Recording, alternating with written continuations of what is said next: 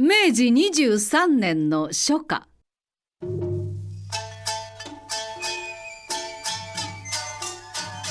北陸金沢浅野川のほとりに声掛けをした見せ物師の中で、滝の白糸と呼ばれる水芸の太夫がありました。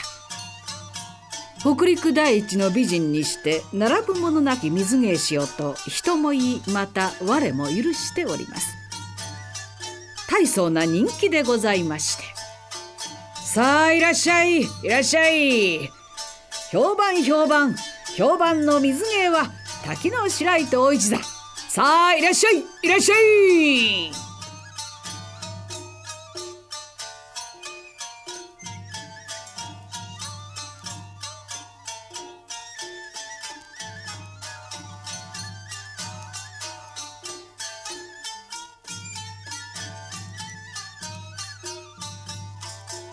本芸はこれより、さあいらっしゃいいらっしゃい。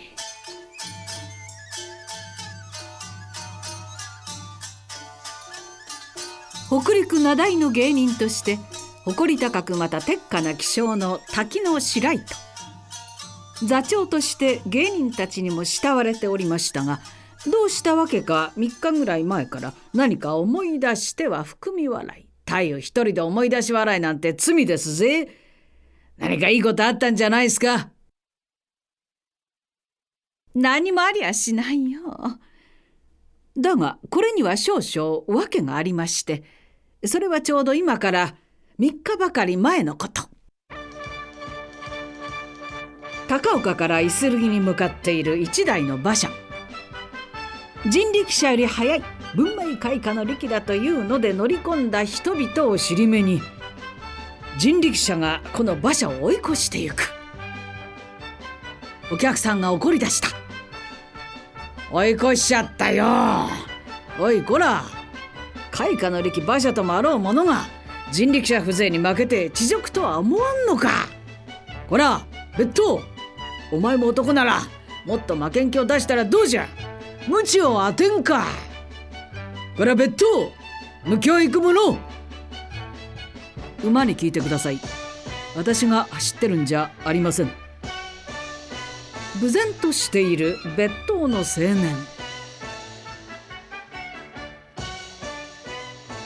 ねえ若石さん、これも雪明かりだと諦めてお客さんたちを喜ばしてあげたらどう？だが強情なこの青年は返事もしません。もしかしたらご祝儀が欲しいのではないかと白糸が思い切って、50銭どう一つ奮発なさいよ。いりません。酒代では馬は動きませんし、いただくわけもありません。何言ってやがんだい。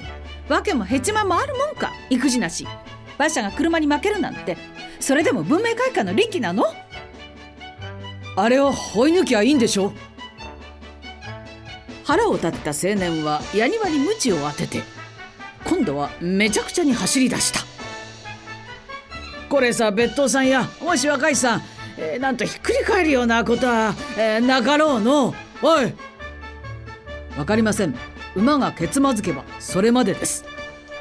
もうちょっとゆっくりやらんかい。おい。相当強情な青年である。めちゃくちゃに走り出して人力車を追い越したのは良かったが、目的地へ着かないうちに肝心の馬車の方が壊れてしまいました。白糸はいい気味だと思いました。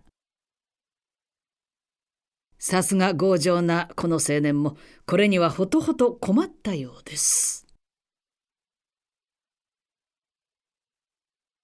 どう？夕方までにはイスルギにつけましょうかね。辛抱やられちまったんですよ。無茶をしたからな。参った。困ったな。ダメなの？そう？お気の毒ね。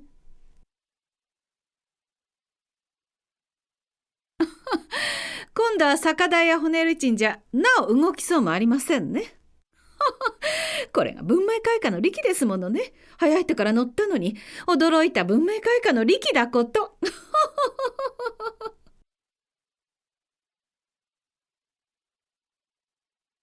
夕方までに着けばいいんでしょ。姉さん、ちょっと降りてください。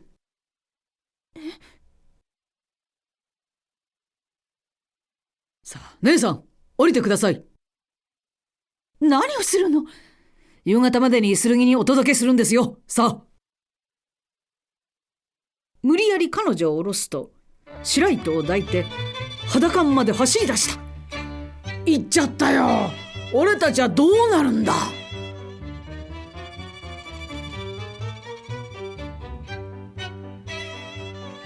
向こうへ着いた時には気を失っておりました。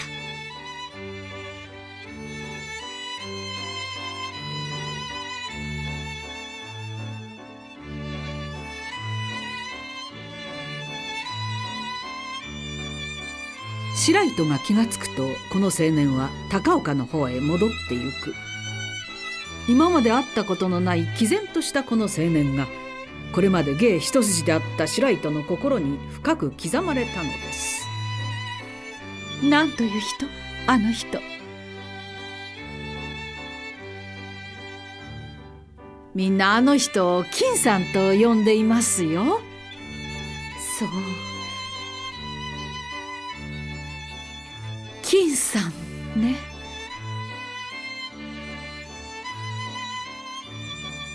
後に残されてあった一冊の本。別当には似つかわしからぬ難しい法律の本であります。これがそもそも含み笑いの原因である。あれから3日経った。もう一遍会ってみたい。太陽出番ですよ。どうしたんですか。ああ、ごめんごめん。今行くよ。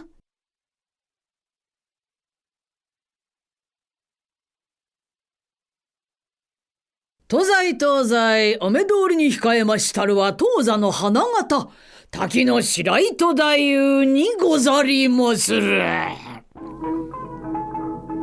いや、待ってました。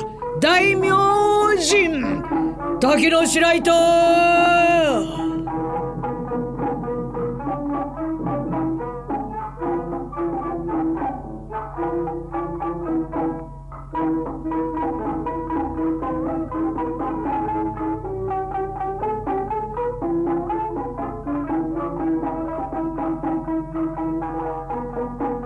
娘道成寺は羽付きの水。よ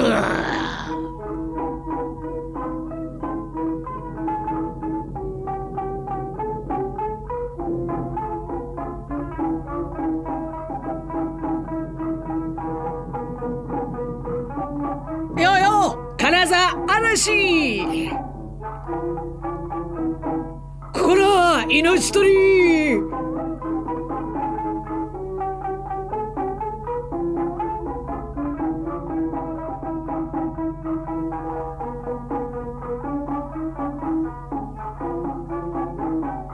その姿は水晶宮の女神のごとく、観客はただ当然と酔いしれた。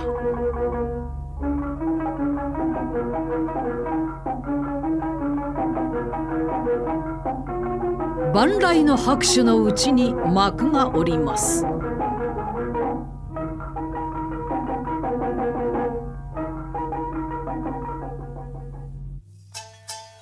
年一回の浅野川のほとりの小屋掛け、猿芝居がある女軽業山柄のゲート、剣の刃渡り生き人形、名所の覗きからくり電気手品。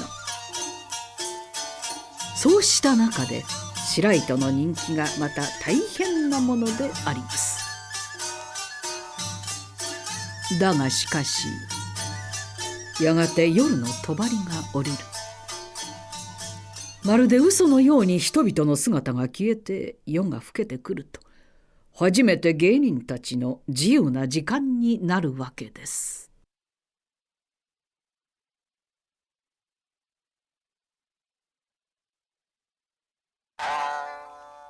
月高校と天にあり、地には一輪白ボタン。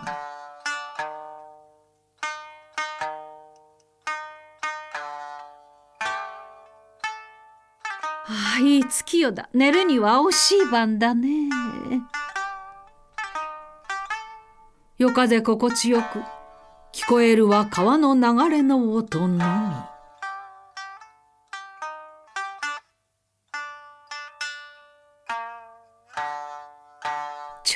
じれって重苦しい。24にもなって高島田に厚化粧でもあるまい。でもここはいい気持ちだね。涼しい夜風に送られて見上げる橋はうたつ橋。眠っている一人の青年の姿。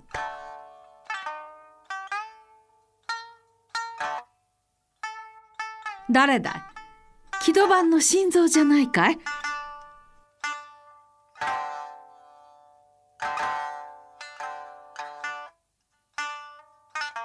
なるほど。橋の上で寝れば涼しいね。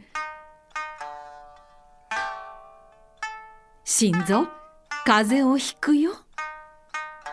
いい気なもんだよ、ぐっすりと。風邪をひいても知らないよ。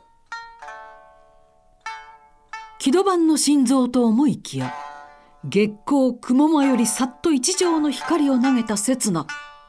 それは白石の表こそ忘れがたき別当の金さん。まあ、金さんだよ。白糸は夢ではないかと思った。会いたい見たいと思っていた白糸の気持ちが縁結びの神様に通じたのか、こんな真夜中、しかも二人っきりで会えるとは。紅に頬染めてじっと見つめる金さんの横顔。金さん、よく眠って。金さんったら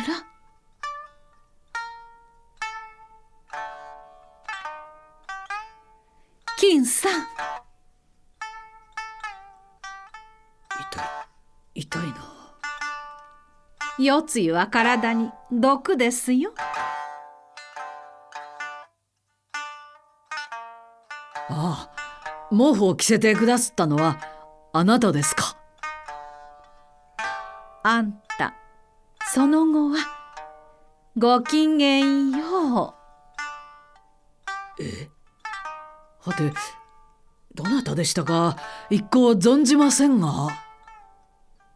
あら、あたしよ。情なしたね、お前さんは。あたしは忘れはしないよ。ねえ、金さん、あたし忘れなんてことがあるもんかね。待ってくださいよ。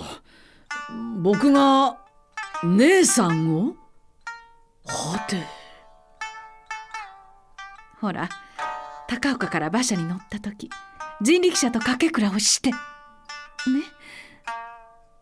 イスルギの手前からお前さんに抱かれて馬の相乗りをした女さ。あの時の姉さん。言われるまで思い出さないなんざ、あんまり不実すぎるね。いや、不実というわけではないが、毎日何十人という客の顔、いちいち覚えていられるものではないからね。そう。けれど、裸馬に相乗りをするお客は毎日はありますまい。そりゃそうさ。そんなことが毎日あってたまるものか。金さんったら。金さんは不機嫌であります。お前さん、どうして金沢へおいでなすったの？君のためにあっちを浪人したのだ。まあ、私のため？ご冗談もんだよ。私のためだなんて。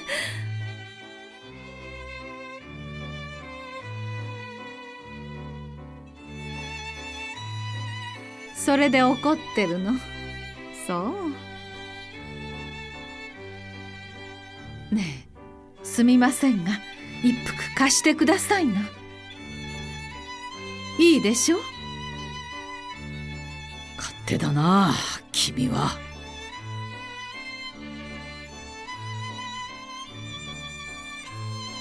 何このキセル、ひどいキセル。タバコの味も何もありゃしない。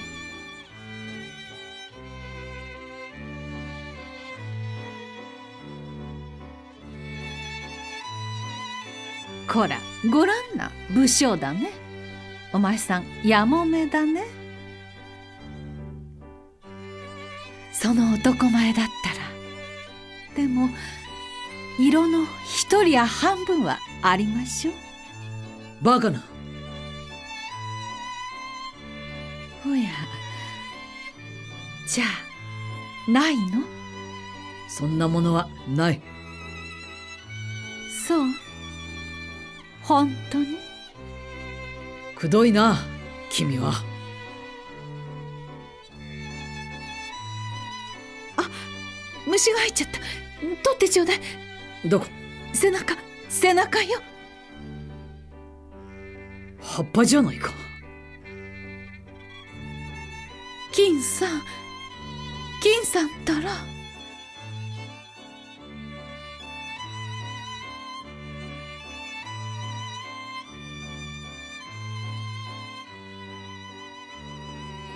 ねえ、今おっしゃった浪人の話というのを聞かせてくださいな。あの時にあんな乱暴やって人力車を追い越したのはよかったが、とうとうあの翌日会社から解雇された。そう、お気の毒に、いわば私のためだもの。そう。そしてお前さん、これからどうするつもり？どうするってやっぱり空三段さ。高岡にぶらついていたって始まらんので。金沢には士官がいるから別当の口でもと思って探しに来た。そう。そして口はありましたか？ありゃしないよ。あれば橋の上なんかで寝やしないさ。こんなことを申しちゃ生意気だけれど、お前さん別当などなさるご人定じゃないね。そりゃ私だって生まれからの別当でもない。私は金沢の子息だが、3年前に親父に亡くなられて余儀なく学問を中途でよした。その上一昨年母親にも亡くなられて、全く天涯の孤児となって馬車会社へ住み込み業者となった。まことにお恥ずかしい次第。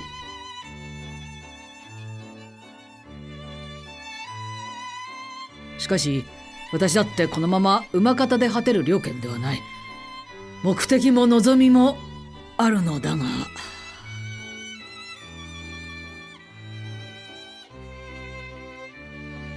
ままにならぬが浮世の常だ。そりゃ誰しも浮世ですよ。ままになんかなりゃしない。浮世と諦めておくのだ。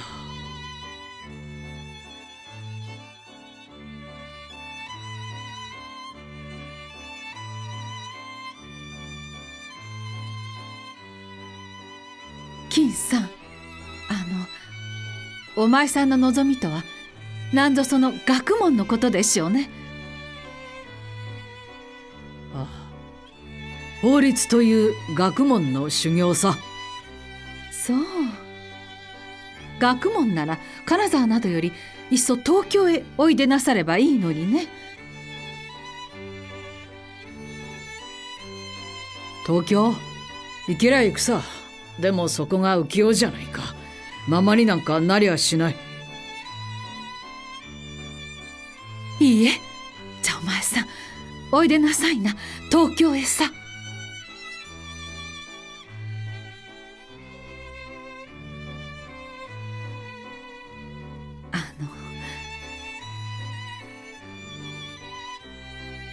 腹を立てちゃいけませんよ。失礼だが私が貢いであげようじゃありませんか。あなたの学士ぐらいきっと私が。しかし縁もゆかりもない君にそんな。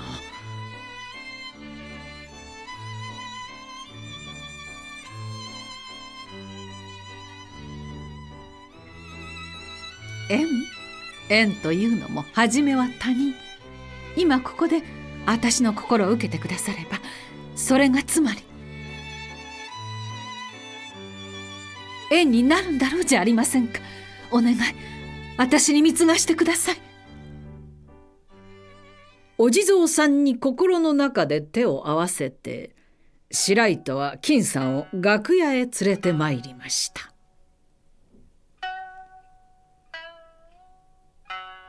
いつまでも黙ってないで。五章だからさ、貢がしてくださいよ。ね、あなたの学士ぐらいきっと送ってみせる。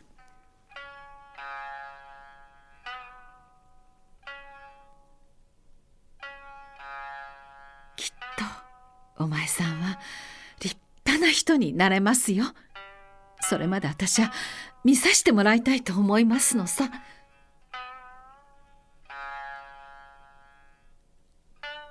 ね、金さん、しっかり勉強して早く立派な人になってくださいね。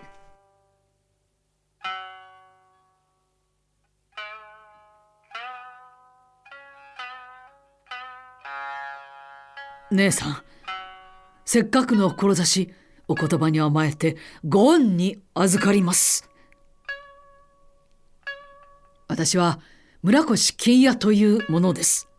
まあ嫌ですよ金さん、真面目くさってさ。私は水島友24よ。金さんは？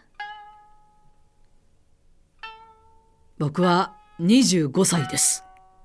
そう、まあ一つ違いね。さあ、ここにお金が30円あります。一日も早く東京へお立ちなさいな。ね。村越金屋、このご恩は終生忘却いたしません。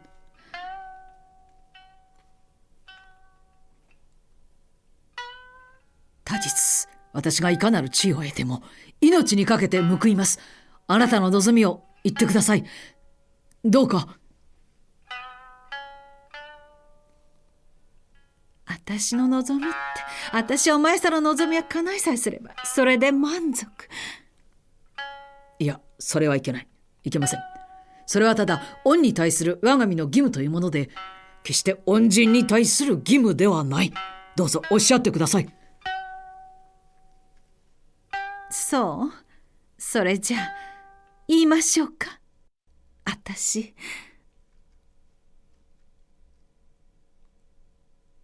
何も生娘のように恥ずかしがることもないおばあさんのくせに。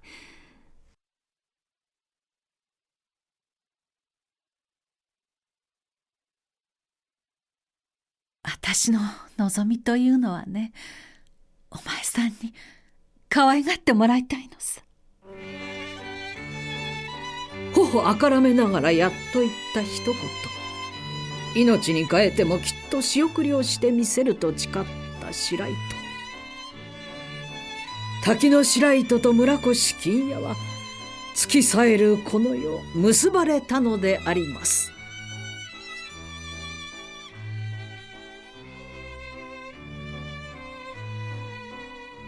やがてあけぼのが訪れました。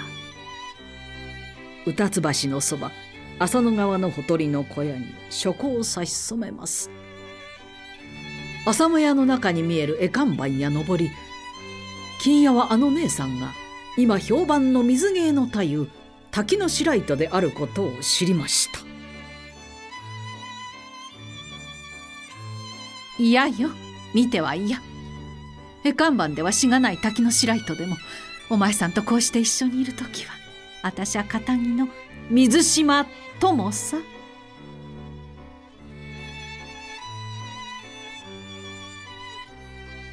やがて二人は相乗りの人力車に揺られて金沢の駅へ。お互いの魂が一つに溶け、未来を誓い合った二人。一路金屋は学問への大望に燃え、東京へ向かって行きます。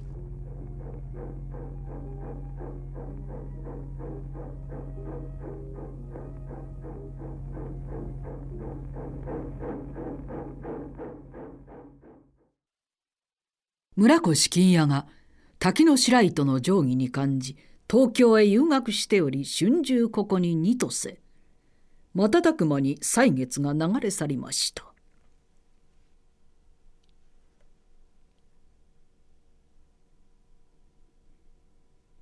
仕送りを続けてくれる白糸のためにも、一日も早く学校を卒業し、そして任官しなくてはならない。真面目な青年である村越金屋は、一生懸命勉学に励んでおります。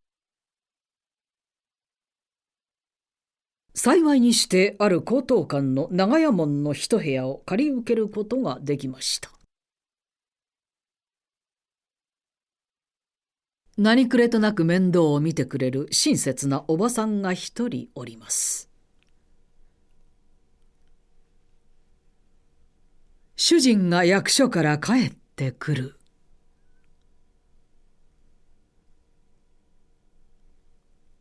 お帰りなさいまし。かつて別当であった自分と、立派な馬車で送り迎えされる高等館の主人。自分も一日も早く任官しなくてはならない。村越さん、ごらんなさい。村越さん、あなたも今にきっと殿様のような偉い人になれますよ。そうそう、姉さんからまたお金とお手紙が。ありがとう。白糸からの便りであります。そして何がしかの金が入っている。本日この手紙とともに金子少々お送り候間、お受け取りくだされたくそろ。白糸は今日も旅空にて金屋様のご成功を祈りおり候。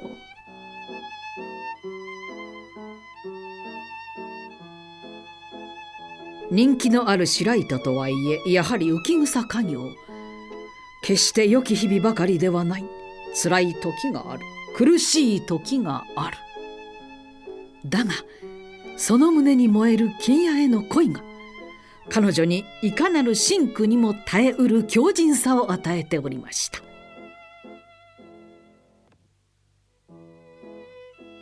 誇り高き水芸師として狂言鉄火を歌われし白糸は、遥か東都の金屋を唯一の支えに、その妻となる日を夢見て北陸路を巡業していたのであります。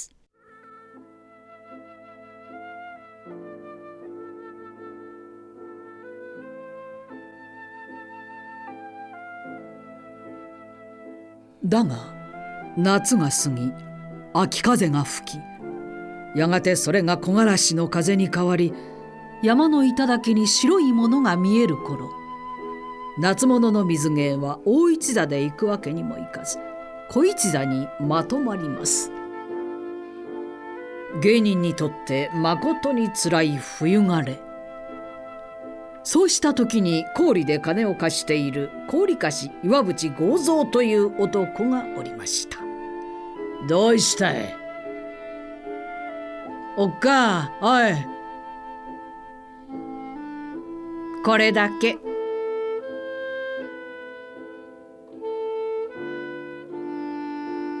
これじゃあ利子だけで元金が1万も入らねえぜ。どうするんだい。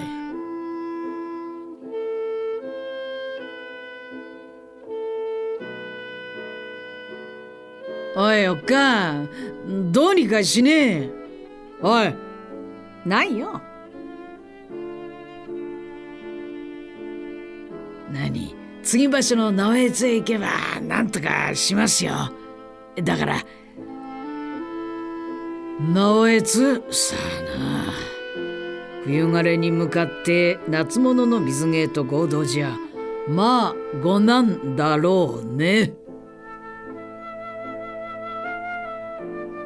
旦那、縁起の悪いこと一個なしにしましょうぜ。姉さん、姉さん、さくらんぼおくんな。ダメよ、ダメ。これは私のいい人なんだからダメ。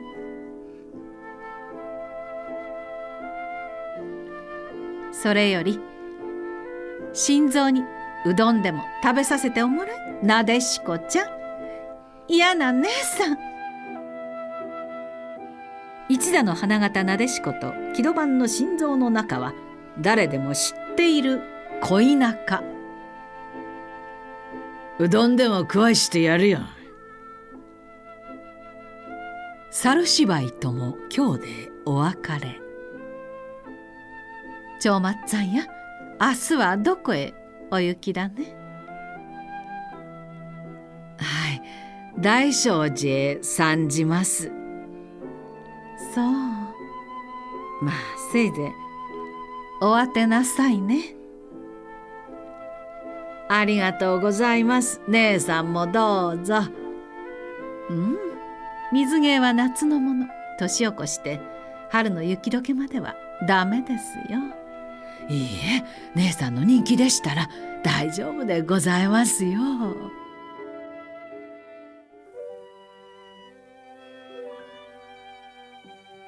やがて白いものが降り続き、冬が訪れる。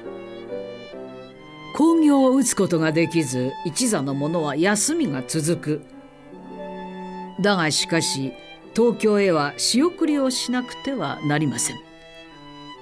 ようやくのことで集めてきた金子、久しぶりに便りを書く白糸が、私どもの興行は秋はようやく寂しく、冬は霜がれ、憐れんべき時効の間、冬季は全く座食の悲運にあり、心苦しくはそうらえども、お約束の金子の半分だけお送り申す候ほどに、白糸が工面の金子とおぼしめされ、当座の間はこれにてご容赦下されたくそろ。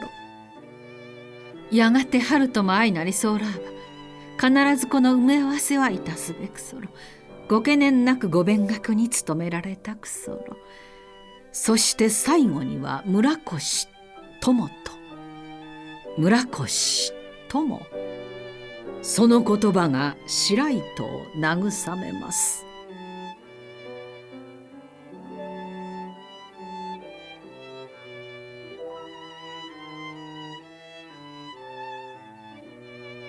あ、何をするんだお銀。姉さん、なんだい、ふざけた真似をしてないよ。お前さんと私とは仲間内じゃないか。どうしようってんだいお銀。姉さん、すまない、すまないよ。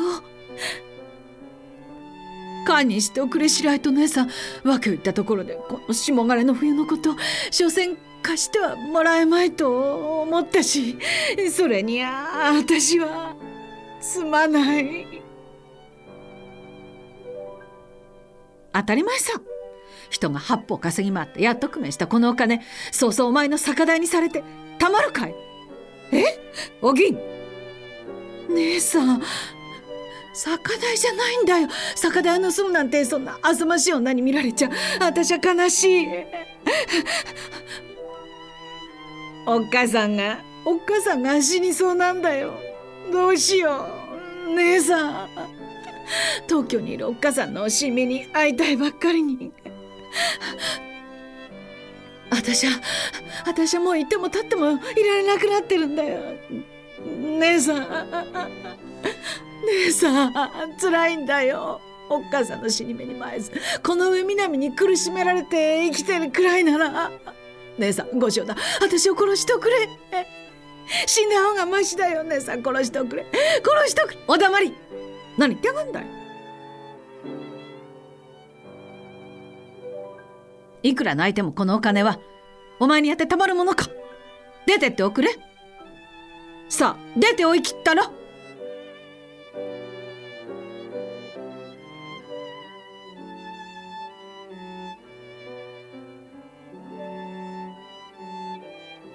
いくら泣いてもわめいても金屋のためには大事なお金。お前なんかにやってたまるものかと一度は突き放したものの、親の死に目に会えないと言って泣いているお銀の姿を見ると、その大事な金を思わず知らず投げ出してしまうような、そんな気性の白糸でありました。持ってお行き。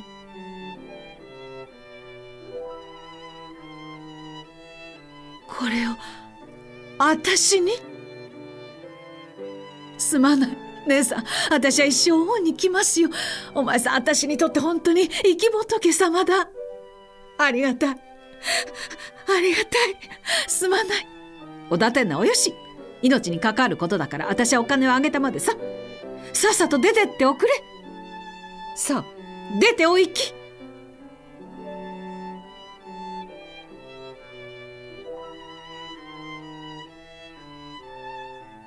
本当にいいんですか？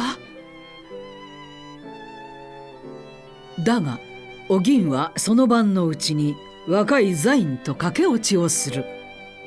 実にさまざまなことがあります。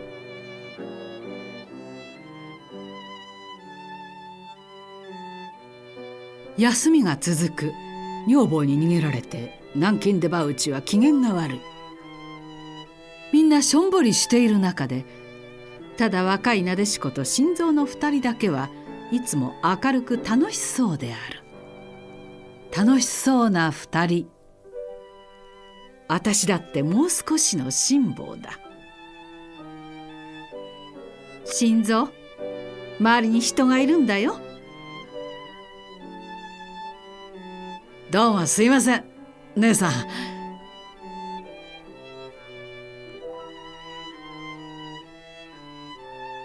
恋の水毛洗い髪、島田高髷厚化粧、片絹小町色もかも、心身真にあのあで姿。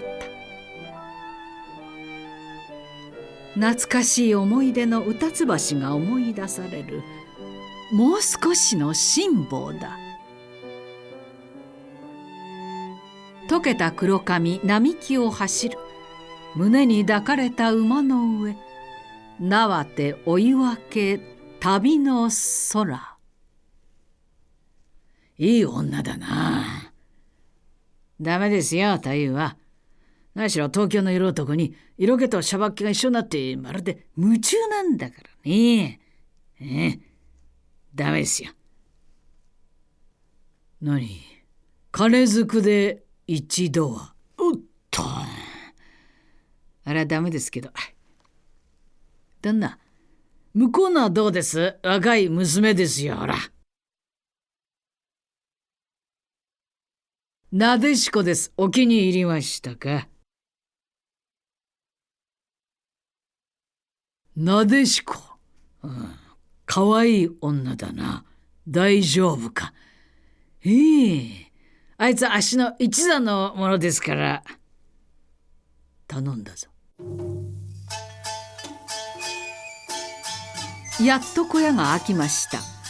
久しぶりの舞台で南京出羽内は張り切っております。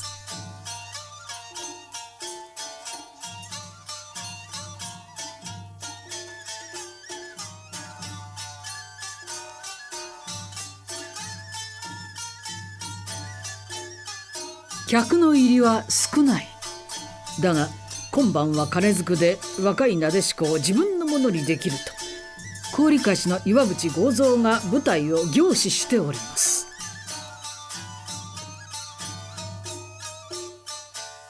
久しぶりに会いた小屋もこの入りでは。この小屋へ来ればいつもご難、牛と狐の鳴き別れ、もうコンコン。やだねだ。悪い辻らですよ。こんなりじゃあがきがつきませんね。たく。じゃあ太夫、とにかくあっしは行かなきゃならないから。ありったけの金ですからね。預けていきやすから。よがしかい、これは一座の虎の子ですよ。しっかり持ってておくんなさいよ。太夫。じゃあいいね。決めてきておくれ、権次。ええ、柏崎へ掛け合いに行ってきますからね。あとはくれぐれもお願いしますぜ。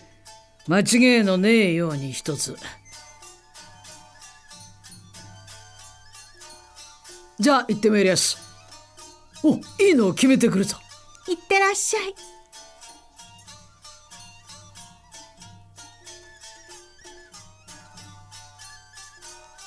ですよ、姉さん。出番ですよ。はい、ただいま。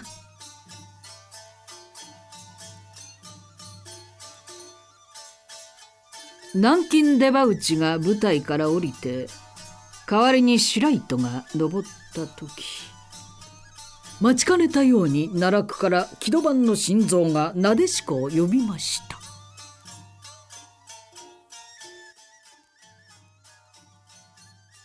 本当かい？岩淵の家へ行くって本当なのかい、なでしこちゃん。親方が岩淵からお金をもらって私を売ろうとしているんだよ。どうしよう。そんなバカな。いくらなんだってひどすぎるよ。私だって嫌よ。そんなところ行きたくない。だけどお金が、私はこんな商売から早く足が洗いたいんだけれど、どうしよう。俺だって嫌だよ。いくらなんだってひどいよ。金のためなんて。ちくしょう、金が欲しいな。金がありゃ何もなでしこちゃんを。どうしよう。金が欲しいな。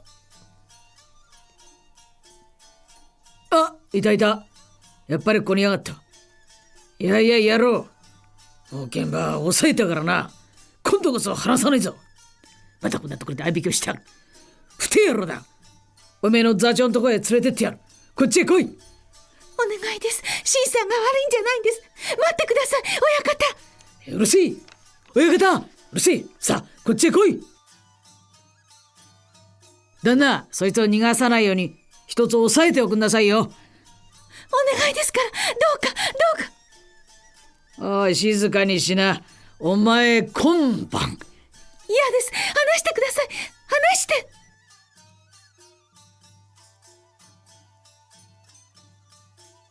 どうしてくれるんで。この若造がうちの大切な金箱のなでしこの尻ばかり追っかけ回しやがって。おめえんとこの一座のもんじゃねえか。そんなこと言ったって若い者同士だ。しようがないよ。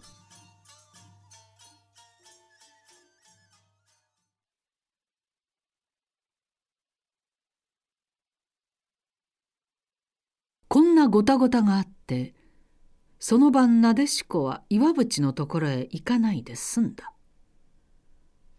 がしかし若い二人は決心をしました。何くれとなく面倒を見てくれる白糸姉さんには申し訳ないが、思い切って二人は駆け落ちをしようと。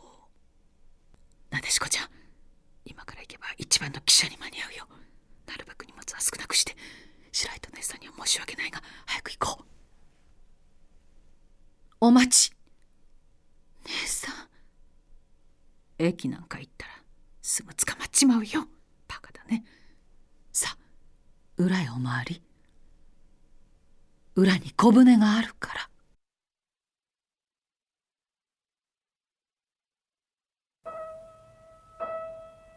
姉さん、申し訳ございません。仕方がないよね。なでしこちゃん、このお金持っておいで。さ持っておいでったら。お金なんて。姉さん、それいけませんよ姉さん。それじゃああんまり妙理につきます。一度だって。仕事を見つけるまではやっぱりお前さんもお金の苦労遠慮なく使っておくれね。堅気になるお前たちの門出だもの。せめてこうでもしなきゃ安心できないのが私の気性因果さね。白糸姉さん、ゴンは一生忘れません。その代わり離れちゃいけないよ。いつまでも幸せに暮らしておくれ。若い二人を逃がしてやる。それはやがて自分と金さんとの幸せにつながると信じながら。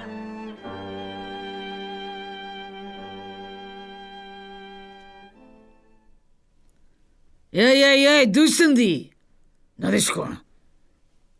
いねえじゃねえかよ、ったくちきしょう。おめえがなでしこにまた出しゃばったまねしよったんだろ。一体俺はどうすりゃいいんだよ。知らないよ。何か証拠でもあるのかい？言いがかりをおつけでないよ。だっててめえんとこの心臓だっていねえじゃねえか。二人で駆け落ちをしやがって。おっかには逃げられるし、なでしかいなくなっちゃう。俺はこれから一体どうしたらいいんで商売ができる。太夫頼む。この通りだ、太夫。なでしかいなくちゃ食べ行くにも幼稚の旦那から一文の金は出ねえんで。頼む、なんとかしてくれ。この通り太夫。しょうがないね。ほら、もっとお行き。銭がありゃなんとか。いいかい？ねっきりはっきりこれっきり私の全部の心象、それで多めに見ておやりよ。銭がありゃなんとか。銭がなけりゃどうにも仕方がねえ。38円60銭。これっぽっちか。なでしこの身代金には少しばかり足りねえが、まあもらっておく。何言ってんだよ。偉そうなことを言いだね。お前さんまだ言い分があるのかい？言い分終わりでいい。このたらずめはいつか取ってみせるから覚えてやがれってんだ。まったく余計なことをしやがって。たく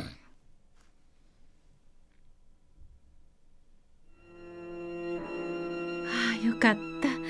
せいせいした。いい功徳をしたよ。二人は一体どの辺まで行っただろうね。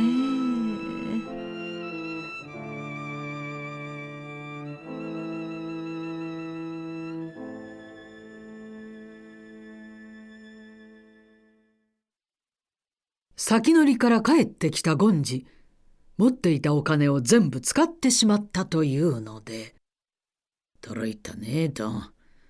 呆れたもんで、一人で置いといたら何をしでかすか分かりゃしねえ。みんな使っちゃったんですかい。だってせいせいするじゃないか。あたしゃ人助けをしたんだよ。太夫、柏崎の興行は売れませんよ。また戸屋ですぜ。売れない？ダメだったのかい？権次。東京から手紙。太夫、どうにかしなけりゃ東京へ送る金どころか一座の者が干上がっちまいますぜ。どうするんです？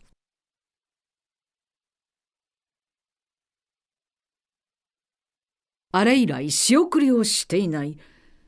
もう卒業も間近だというのに、有り金は全部はたいてしまった。そうだ、金沢へ行こうよ。どこ行ったってこの冬枯れじゃ。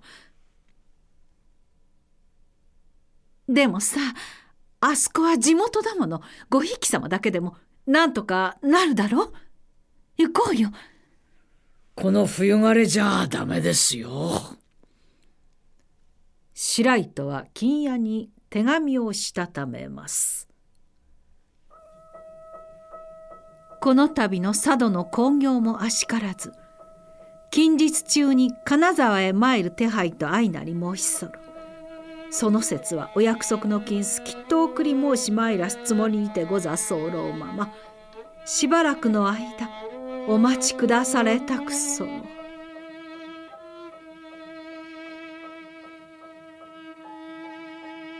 相当に送金に困っている様子が分かったのか、やがて金屋からは送金はしないでもいい、自分できっとやるという返事が来ました。かねてより授業料を滞納いたし候ため、今後の通学もおぼつかなく、そのため余儀なく労働いたし、必ず諸子を貫徹いたすべく覚悟にござ候間、事後お仕送りの儀についてはご心労なきようくれぐれも。どうしよう、仕送りをしないと。冗談じゃござんせんぜ太夫。東京へ送る金あろうか、一座の給料も払いやしませんぜ太夫。仕送りがない。金屋は困っているだろう。さすがに白糸も身体極まってしまいました。太夫、なんだい。ちょっと。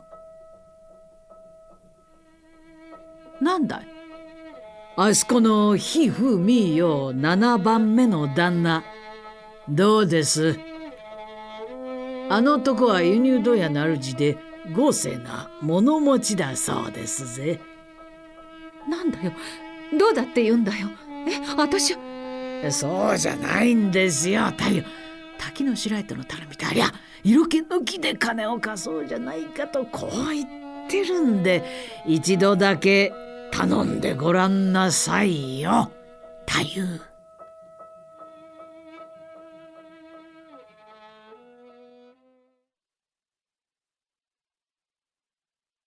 よくいらっしゃいましたね。私はいつも客席から拝見しているが、いやー、お美しい。太夫は大変な美人だ。一服どうぞ。お金がお入りをだそうで、いくらでもご用立ていたしますよ。滝の白糸のためとあらば、いくらでも。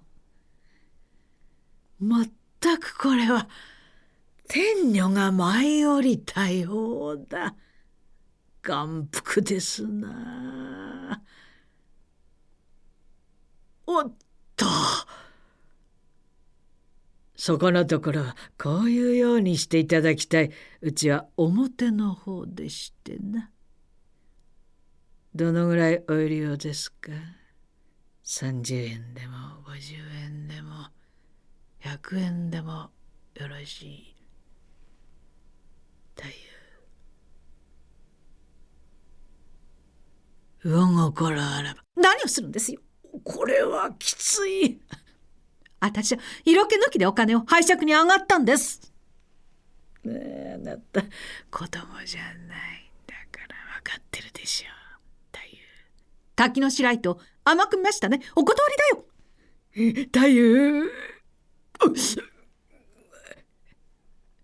夫、お待ちなさい。太夫、太夫。いた乱暴者か乱暴者。滝の白糸は芸は売っても体は売りませんよ。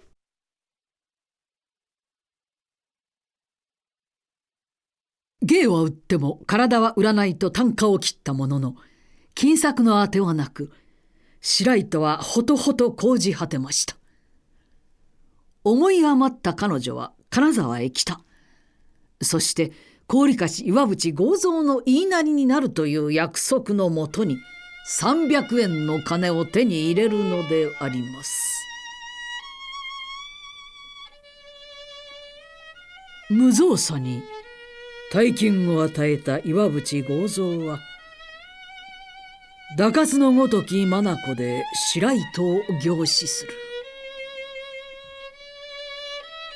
これまでこうした手段で幾人もの女を毒牙にかけてきた。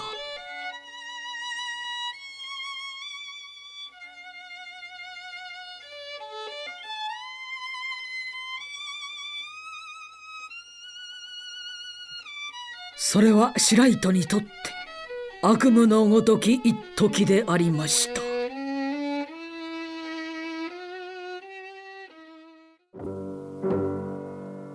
帰り道、ちょうど兼六園のあたりまで来たとき、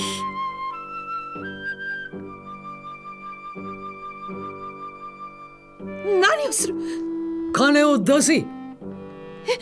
お金なんかありゃしないよ。懐に300円あるわけだ。さあ、おとなしく出せ。お話ったら、ちきしょう、お話。襲いかかってきた5、6人の男、出刃包丁を突きつけ、無理やりに白糸から金を奪おうとする。さあ、出せ。話せ。ちきしょう、何をする。返しておくれ、返しておくれったら。そのお金、大事なお金なんだ。返しておくれ。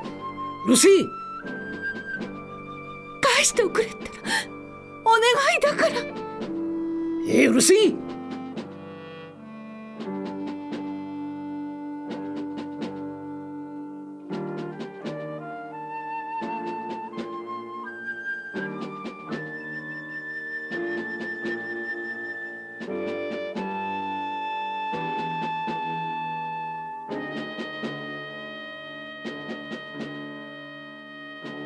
やがて冷たい夜露が白糸を正気に戻したとき、あの大切な300円のお金がない。残されてあった一丁の出刃。あの300両惜しくはないが、金さんのためには大切なお金だ。ちきしょう、あたしは悔しい。南京出刃打ちがいつも使っている出刃である。そうか、岩淵のやつめ、南となり合いでやりやがったな。岩淵のちきしょう。激しい怒りに身を震わせつつ、白糸は出刃包丁を手に岩淵剛蔵邸へ。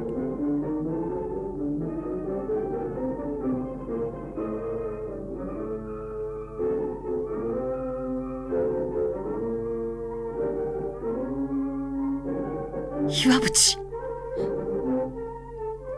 岩淵はどこだ。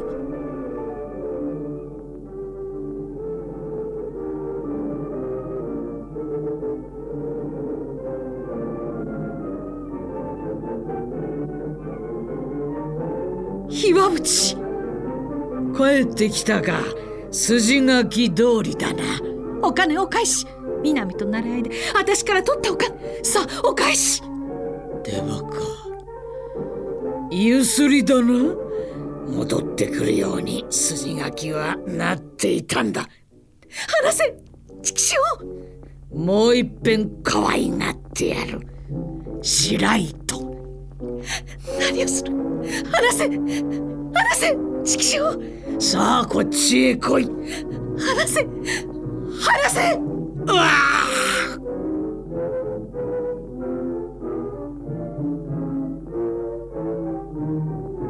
襲いかかろうとした岩淵剛蔵の脇腹深く出刃が突き刺さった。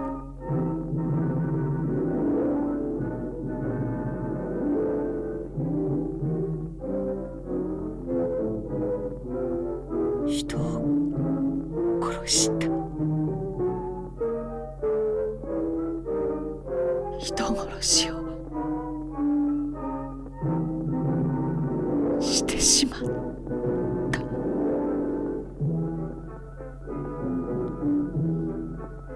呆然自失、あとは無我夢中。机の上にあった何がしかの金をつかむと、そのまま白糸は放心の体で岩淵剛蔵邸の奥座敷から逃れました。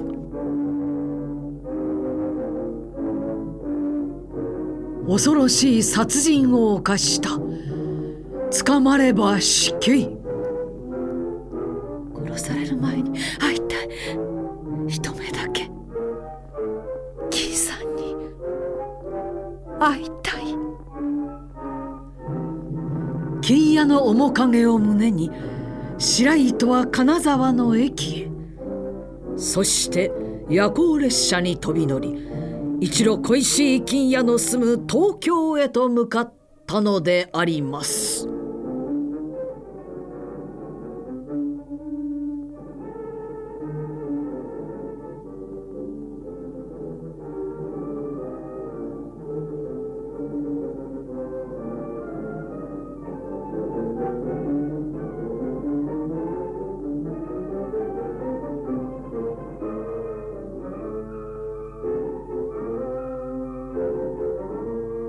事件は早くも官憲の知るところとなり、四方八方に刑事が飛ぶ。凶器の所有者南京出羽内は捕獲しました。しかし事件は複雑だ。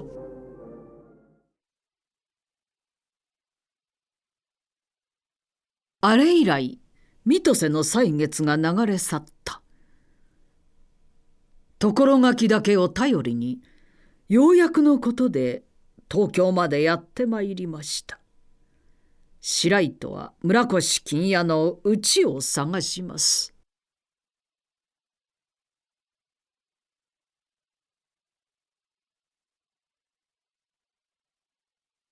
村越さんのお宅は？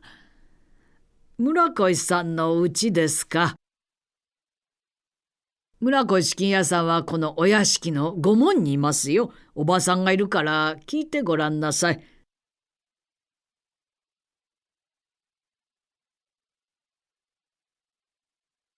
ごめんください。ごめんください。はい、どなたでございます？村越さんは？は？村越さんはいらっしゃいますでしょうか？どうぞ中へ。村越さんでございますか。外はお寒いからどうぞ。さあどうぞお当てなさいましな。村越さんはいらっしゃいますでしょうか？それが不意にこの度お勤めになるお役所の上役の方と行き先もおっしゃらずにお出かけになりましてね。いつお帰りに？いつお帰りになるか私には見当がつきませんので。村越さんはいらっしゃらないんですか？まあお召し物が大変汚れて。いいんです。必死の思いで駆けつけたそこには村越金屋の姿はなかった。いない。金さんはいない。あまりのことに言葉もなく、ただ呆然と部屋を眺めるばかり。金さんはいない。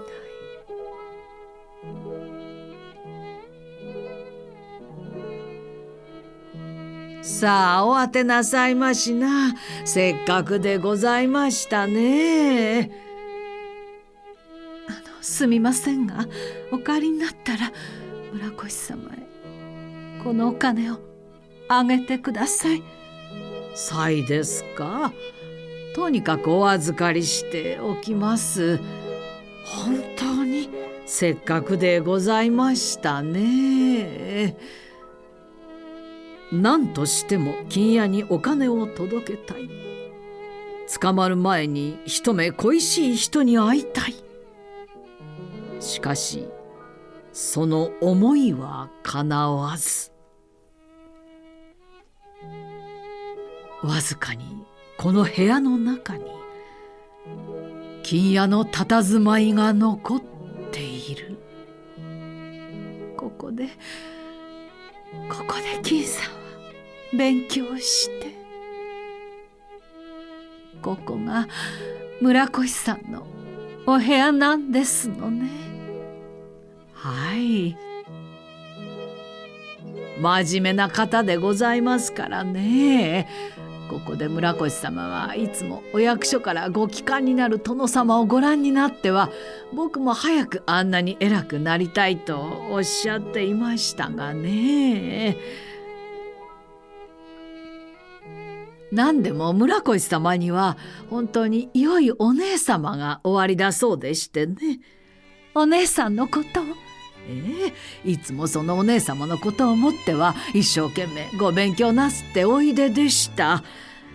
そして早く偉くならなくては自分のために学費を仕送ってくれるお姉様に申し訳ないってね。それはもう口癖のようにおっしゃってましたよ。そうですか、村越さんが。でも今では村越さんも偉くおなりになったんですもの。さぞお姉様もお喜びのことでございましょう。本当にさようでございますとも、私はいつも村越様に言ってやるのですよ。村越様はこんなに偉くなれたのはみんなお姉様の力なのですよってね。まあごゆっくりなさいましな。お茶でも入れて参りましょう。あれから三年瀬の歳月が流れ去った。もう自分のことなど忘れてしまったと思っていたこの部屋で、金谷は自分のことを思い浮かべながら毎日を過ごしていた。むしろ会えない方が幸せかもしれない。今の自分はかつての白糸ではない恐ろしい殺人犯。会えない方が幸せかもしれない。白糸は一時の間の幸福に浸っているのであります。金谷は自分のことを思いながら勉学に勤しんでいた。無事に任官することができた。そこには任官の辞令書が入っております。だがしかしその儚い夢も金沢から追ってきた刑事によってかき消されてゆく。ついに白糸は逮捕されてしまったのであります。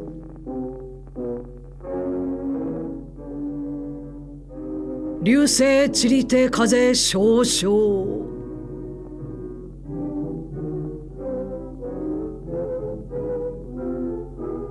金沢に護送されていく列車内。もう生きている望みはない。いっそのこと死んでしまおう。そう決意を固めた白糸は車上から身を翻した。飛び降りだ！自殺だ！女だ！自殺だぞ！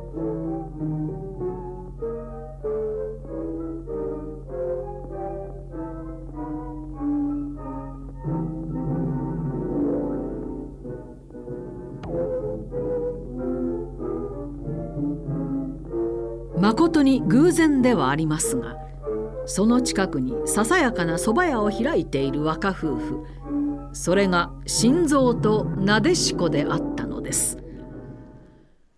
本当に来ないんだな。隠すな。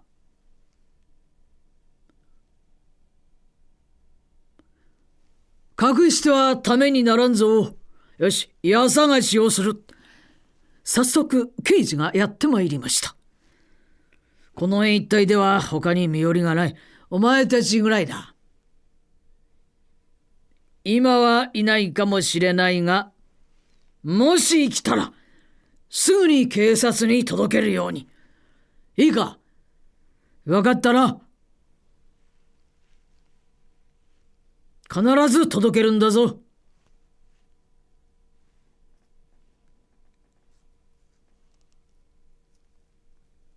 この日は早じまいをいたしました。だが実は白糸は新蔵夫婦にかくまわれていたのです。姉さん、姉さん、しっかりしてください。こんなにやつれて。すまない。金さんに一目会いたいばっかりに面目ないが私は義理も人情も忘れてしまって。待ってください姉さん、どうするんです？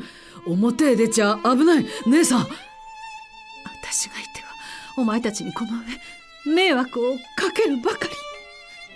姉さん待ってください。気を落ち着けてしっかりしてください。姉さんしっかりしてくださいよ。姉さんの恩を忘れる犬畜生じゃありません。明日もの命にかけてもきっと姉さんをかくまってみせます。姉さんどうか落ち着いてください。気をしっかり持ってください。すまない。すまないね。しみじみと人の情けが身にしみます。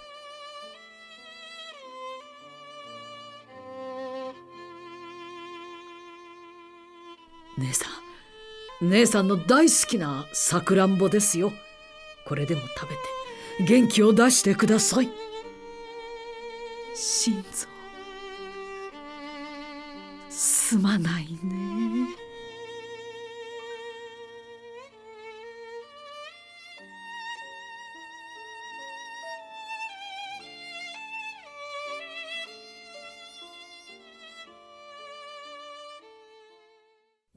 おい開けろ心臓、表を開けんか。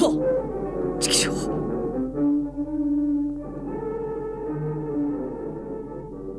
おい開けろ、開けんか。警察の者だ。貴様開けんと同罪だぞ。開けい心臓。誰が開けるもんか。カマンからぶち返せ。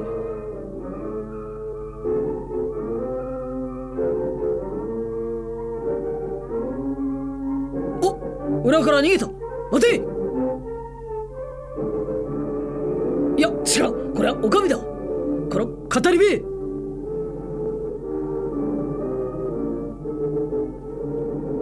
姉さん早く裏から逃げてください。姉さん。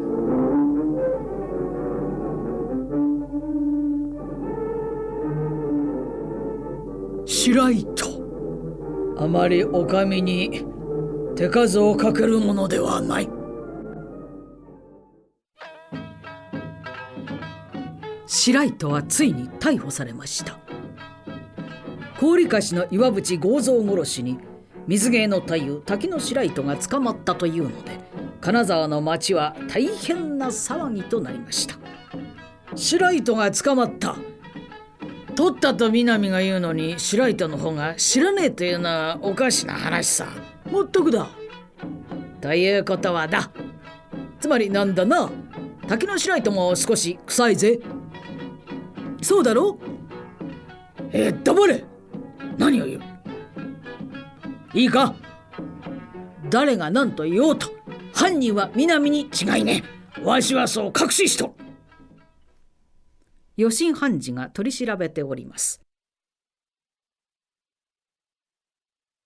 おい南、この出刃をよく見ろ。これはお前の出刃だろう。これ以上貴様は自分の犯行を否認し通せると思うのか。何もかも白状せい。旦那、身に覚えのねえこと泥の吐きようもありやせん。あっしゃ本当にもう滝野白糸から金を強奪しただけだというのだな。それだけか。そしてこの出刃を落として逃げたというのだな。兼六園内治安へ。さようで。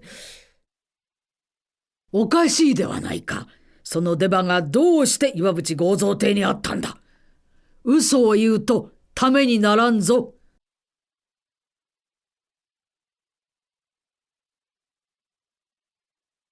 白糸、もういい加減に白状してはどうじゃね。南はお前から金を取ったと言っているのだからな。お前が取られないというのはおかしいではないか。本当は取られたんじゃろ。何かそこに訳があるんじゃろ。たとえ取られたと白状しても、お前が岩淵を殺したとは思っておらんのだ。その金は一体どういう金だ。何か訳があるんじゃろ。もし白状すれば放免になるかもしれん。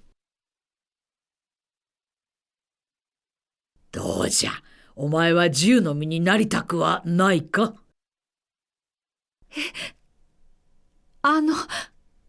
放免に。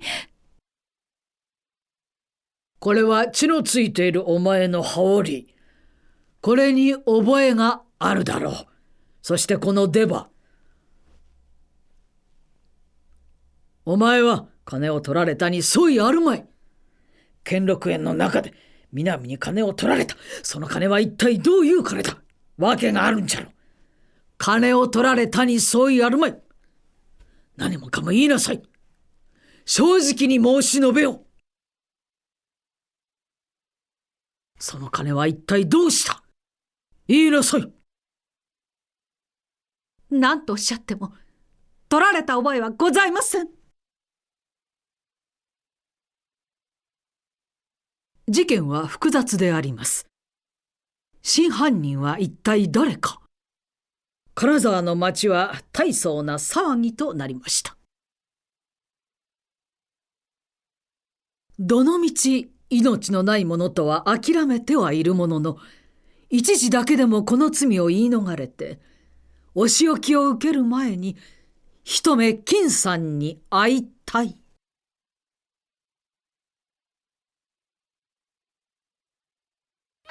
さて、高利貸の岩淵剛蔵殺しの公判が近づきました。東京から新任の検事代理が赴任するというので大変な騒ぎ。なるほど、分かった裁判だ。さよう。よしんでは結局南が殺したことになって終結したわけだ。わからないよ。後半には東京から新任の検事代理が来て凄腕を振るうてから見物だぜ。辣案だそうだ。何を言うかバカ者め。新米の若造に何がわかるもんか。ご存知なのは大岡様とこの俺だけじゃ。誰が何と言っても犯人は白糸ではない。南である。南に違いない。絶対に白糸ではない。違うと言ったってご隠居さん。いや、わしの言うことに間違いはない。白糸は絶対に犯人ではないぞ。ご隠居様、もういい加減にお帰りになって、朝から8時間もお風呂に入って。何時間入っていようと湯煎は同じだ。ご隠居様、もうご飯でございますんで、どうぞお帰りくださいまし。白糸は犯人ではない。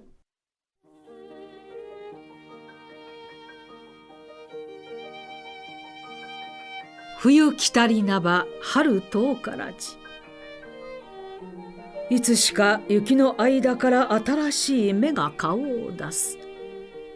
水清きに似て心すがしく、幸福に浸る己が姿こそ永遠の夢。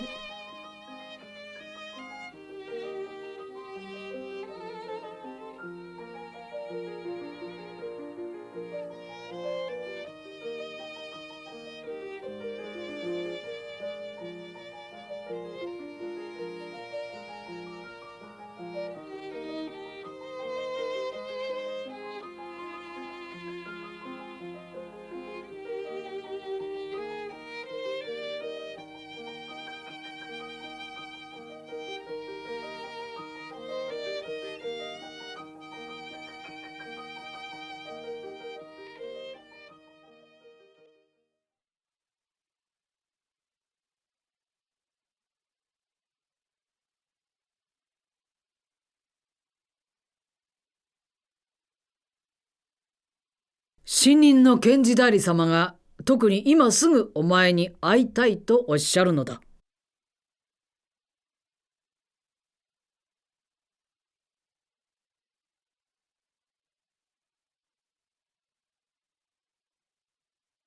もういいだろう。さあ来るんだ。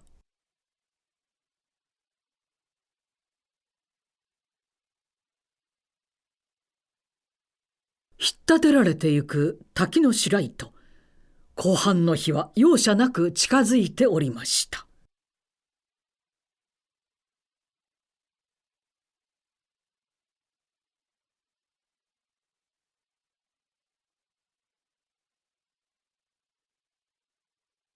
連れてまいりました。ご苦労。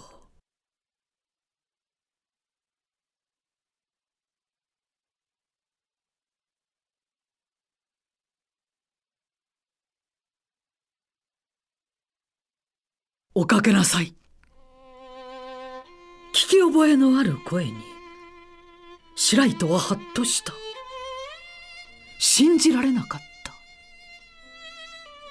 あの愛しい金屋の姿が自分の眼前に。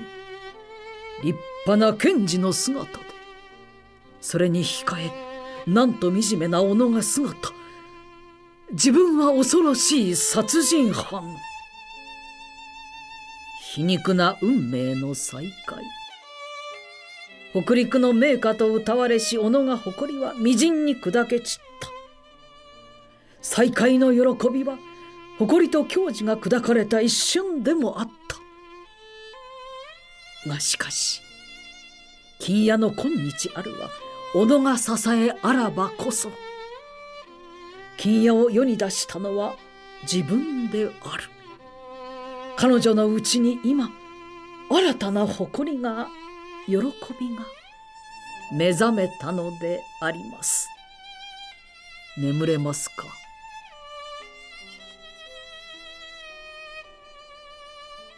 食べ物はどうです。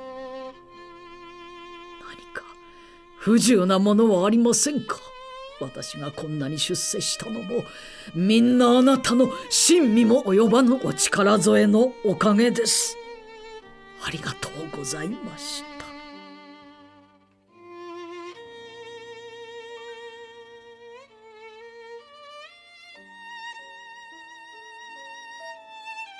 本当にご立派にご仕官なすっておめでとう存じます。お愛しとうございました。お愛しとうございまし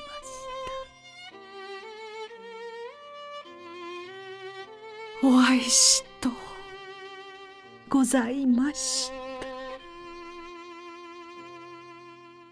長い間ご苦労をかけました。さぞ虫のいいやつとお恨みでしょう。許してくださ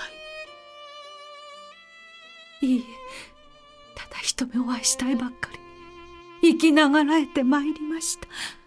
お会いできたからもういいんです。何も思い残すことありません。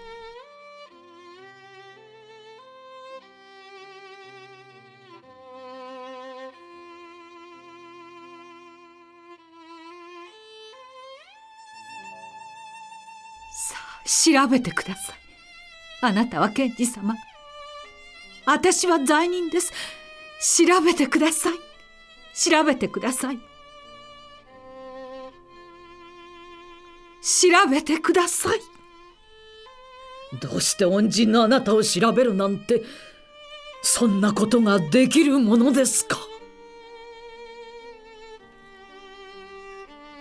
あとはただ涙。時が流れます。時間が参りました。連れて行くよ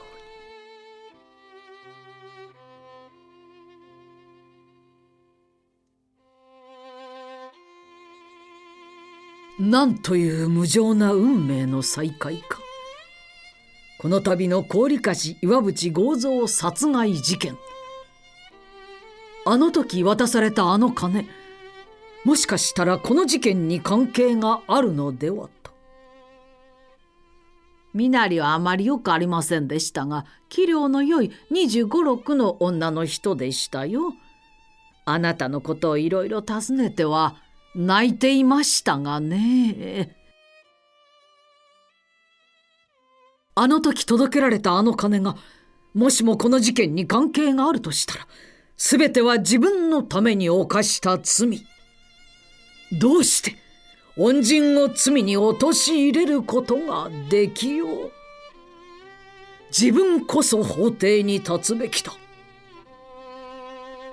意を決した村越金也は辞職願いをしたためまして、白糸に代わって大刑を置くべく法廷に出る決心をしたのであります。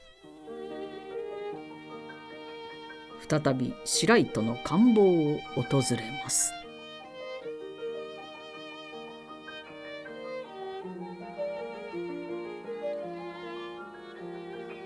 あなたが犯した罪は全く私のためなのだ。当然私が大刑を置くべきだ。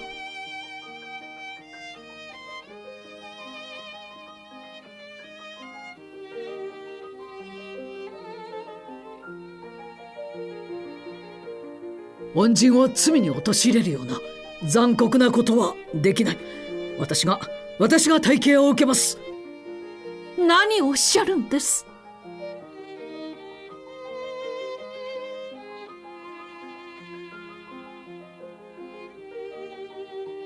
あなたは卑怯です。それでは私は一体どうなるんです。お願いですからそんなことは言わないでください。お願いです。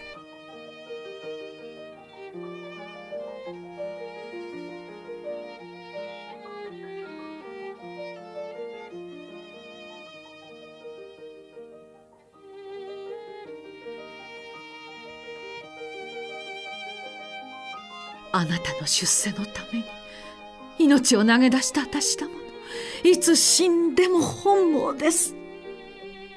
どうか検事代理のお務めを、どうか白糸が一生のお願いです。どうぞお上のお役目を立派に果たしてください。お願いです。私をかわいそうだと思ったら、せめてあなたのお力で死に花を咲かさせてください。血を吐くような白糸の言葉。白糸を裁くことこそが彼女の愛に報いること。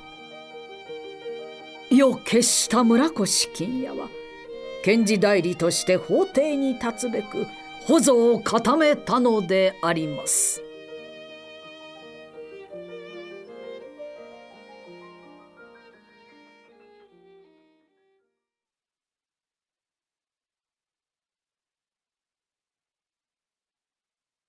いよいよ注目の公判の日が訪れました。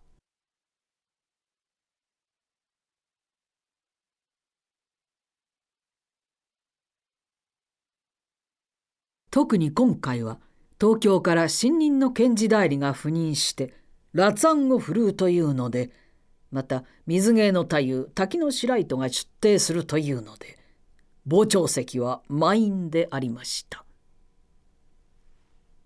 まず南京出羽内が出廷してまいります。廷内は席として声なく静寂に包まれておりました。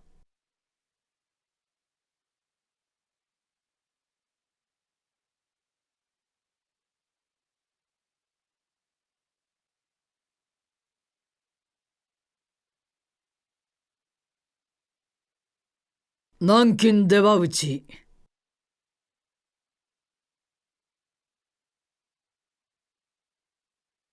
これはお前の職業用所持品だそうだが、どうして使用するか。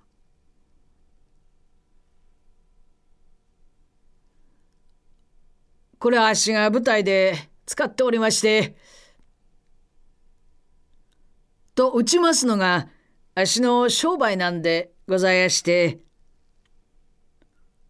この出羽を兼六公園内治安へ落としたと申し立てるが、それが岩渕剛蔵宅の奥座敷にあった。お前はその事実を認むるか。どうだ。いえ、存じません。足の知ったことじゃねえんでございまして。足が矢内を殺したなんて、それあんまりでございまして。そんな足悪人じゃございません。ただ滝の白糸から金を強奪したというのか。殺した覚えはないというのだな。そんな大それたことをするような悪人じゃございません。至極善人なんでございますんで。これ以上申し立てることはないか。ございません。裁判長、本官は検事代理として滝野白糸こと水島友に対し、一応尋問の許可を願います。よろしい。では証人水島友。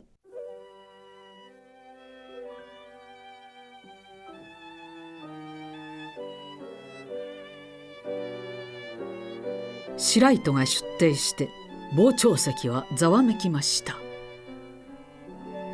やつれたりとはいえ、白糸の美しさは失われてはいなかった。むしろ運命と対峙する者の凛とした好機が感じられた。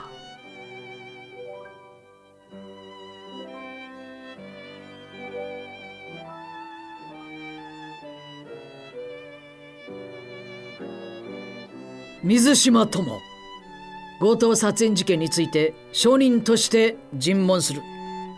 正直に申し立てよ。偽りを申すな。良心に従い真実を述べ、何事も着せず、また何事も付かせざることを誓う。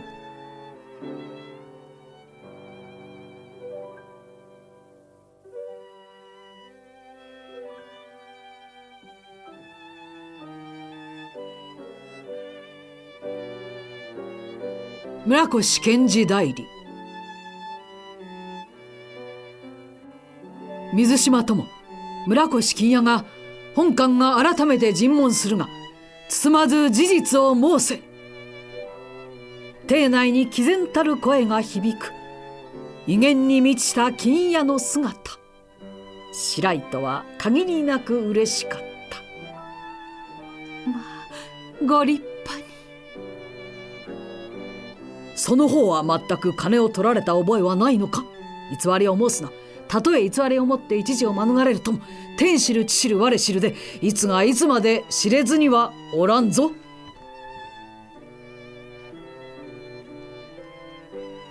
しかし、知れるの知れぬのと、そんなことは通常の人に言うことだ。その方も滝野白糸と言われては随分名題の芸人ではないか。それが仮初めにも偽りなど申しては、その名に対しても実に恥ずべきことだ。人は一代、名は松代だぞ。その方のような名題の芸人になれば随分多くのひいきもあろう。そのひいきが裁判所においてその方が偽りを申し立てて、それがために罪なき者に罪を負わせたと聞いたならば、ああ、白糸はあっぱれな心がけだと言って褒めるか、喜ぶかな。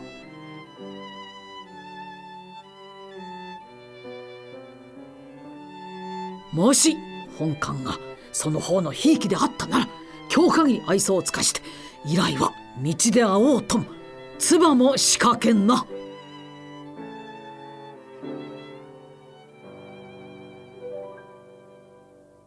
しかし長年のひいきであってみれば、まず愛想を尽かす前に十分勧告して、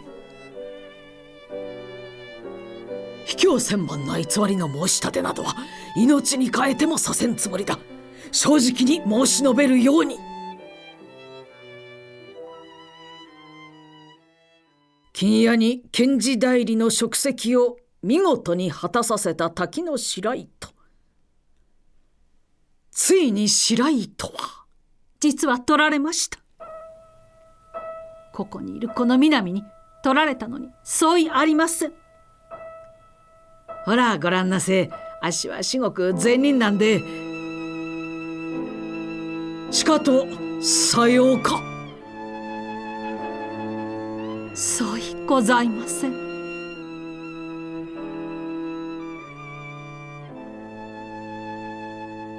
何をお隠しいたしましょう。私は思う方がありまして、その方に学士の仕送りを命にかけて誓いました。1年2年はとにもかくにも身をいとわず稼ぎ回って、幸い算段もつきましたが、3年後には八方塞がりにて融通の道も絶え、晩作尽きて死の思いで氷菓子岩淵の言いなりになって、やっともらった300円。その命にも代え難いお金は、岩淵と奈良屋にこの南に出刃包丁を突きつけられ、無理やりに取られてしまいました。いっそ死んでしまおうと覚悟はしたものの、それではあのお方に義理が立たず、死ぬにも死ねない私でした。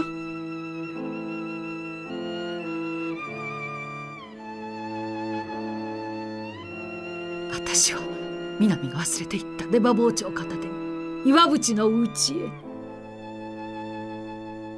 岩淵は野獣のようにまた私を苛みました。それを振り払うとした途端、謝って突き刺したのか、殺したのか。殺しました。その時テーブルの上にあったたくさんのお金、そのお金が欲しかったのです。どうしても欲しかったのです。取ったのか。取りました。